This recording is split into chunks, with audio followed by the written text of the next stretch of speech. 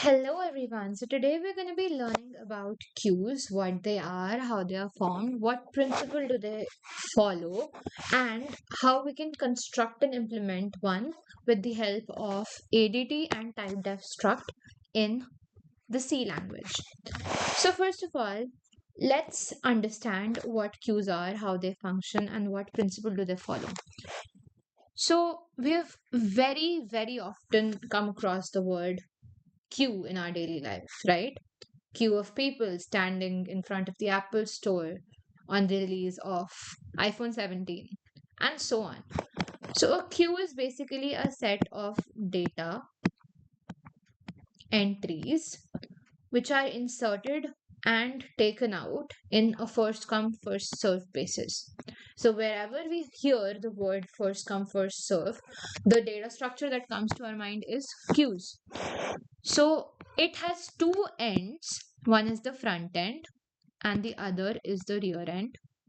The governing principle of a queue is FIFO, unlike the stack data structure, which was LIFO. FIFO stands for first in, first out. So the element that is inserted first comes out first, and the element that is inserted last comes out last. So this is the first, if this is the first element that goes in, second, third, fourth, fifth, sixth, seventh, the order of them being inserted was this, right? And the order of them coming out will also be this. First will come out first, second will come out second, third will come out third, and so on.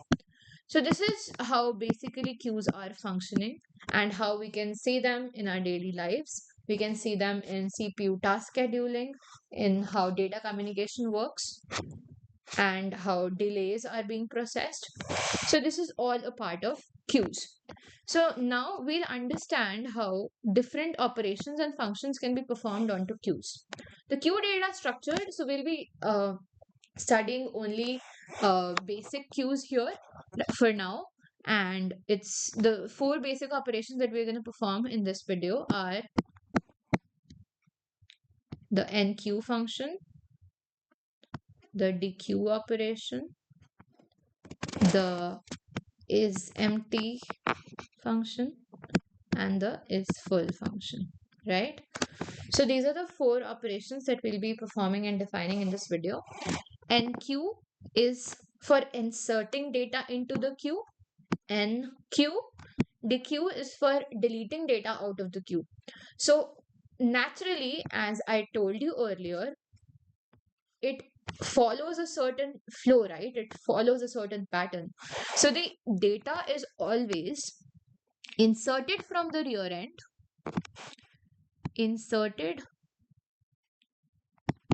from rear end. This is the Enqueue function, and it is always deleted from the front end. Okay, so it always works like this, that whenever a data is supposed to be and a piece of information is supposed to be enqueued into a queue, it always enters from the rear end and goes out the front end. This is how it works. The isEmpty function and the isFull functions are pretty obvious. We have already done them earlier. So now let's take a look at how we can construct one queue using a ADT, using a typedef struct in the C language.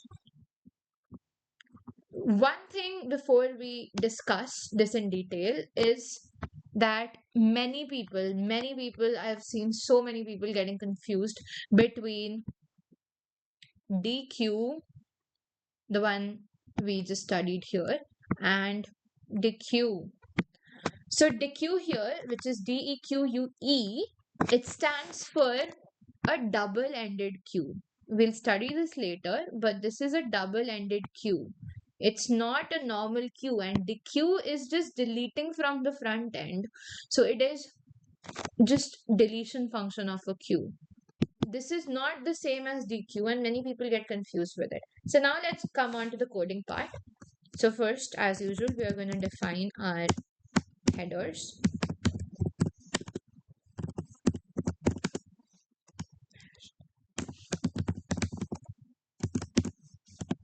Oops. Yes. So this is hashtag include std lib.h. Now we will define the maximum limit of this queue. How much do we want it to be? Do we want it to be 100? Do we want it to be 1,000, infinity, whatever we want? For simplicity purposes, I've taken it as 100 here, the limit. Then we're going to define a typedef struct.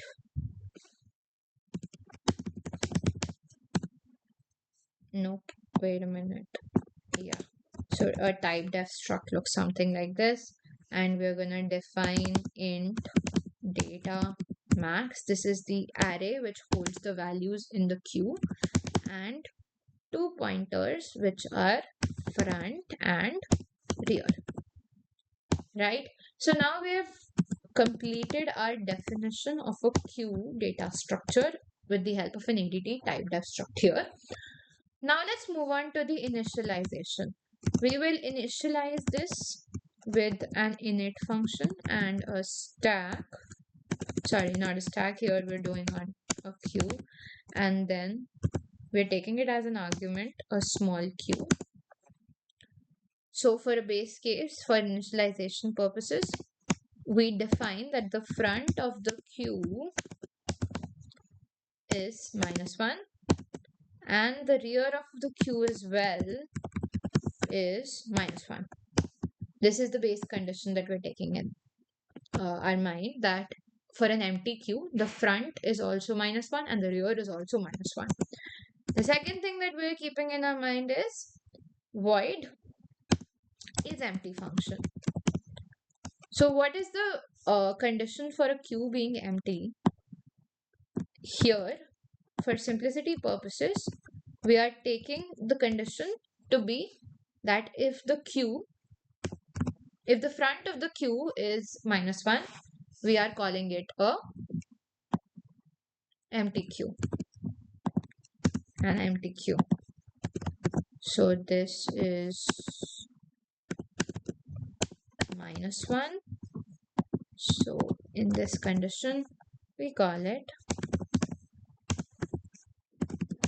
the queue is empty. Great. So now that we have defined our empty queue, we now move on to a full queue condition. Is full and small q if queue rear max -1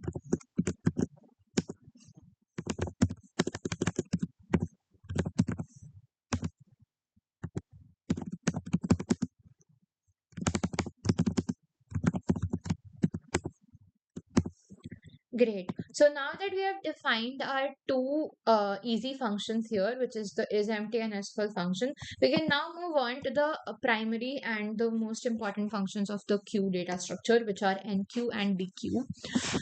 So these are going to be our base conditions, that if a queue is empty, the front of it is supposed to be -1, and if the queue is full, its rear would be max -1. The conditions we've already discussed in the stack video.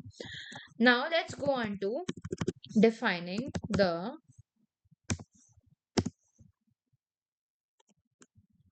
Enqueue. Here we'll take two arguments, q and int of value, right? So now let's define our Enqueue function. So we're taking two cases here again. If this queue is full, so we can't Enqueue anything further into this, right? So this is our first base case. We will print the queue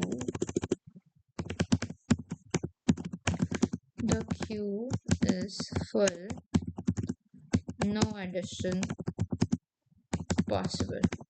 Okay, and we'll also return from here.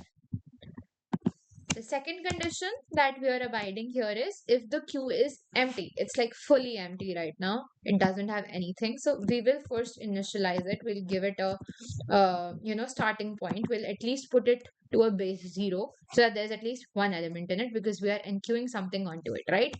So we now come here and say queue front plus plus. So there's one element in here now. It's not -1. Then we go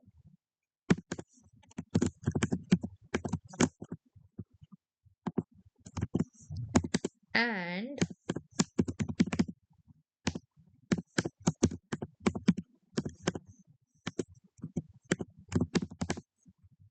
easy. So this is how we are enqueuing a piece of information into our queue. We are first checking if our queue is full. If it's full, we are just not adding anything onto it. If it is empty, we are adding one element, a base element onto it so that it's not considered to be an empty queue anymore. So we are giving it a base condition here that okay, one plate is there at least in our queue. Now let's move on to our int Dequeue function, right? So again, we're going to take only one argument here, no more than one argument. We don't need a value here. We just want a simple dequeue function so that we can return a value that has already been popped out. So here we can take if empty. We can't dequeue any further, right? So we'll say printf can't delete from an empty queue. Okay, so this is our first condition for a dequeue function. Then the second condition for our dequeue function would be, we can just return. The second condition would be if queue front is equal to queue rear. So if the front of the queue is equal to the rear of the queue and then we delete one more element from it, we are just going to come to a point where the queue becomes empty anyways. So here we are going to put it as that queue front is equal to queue rear is equal to -1. So we have come to this conclusion that queue front and queue rear are back to square one, this base condition that we had defined in the initialization phase of our queue data structure. Now we are going to remove one more element from our queue. So first of all, we're going to store the value of this element that is here. So int value is equal to, so it doesn't get lost and we can at least print that this value was removed. So here we have queue rear and then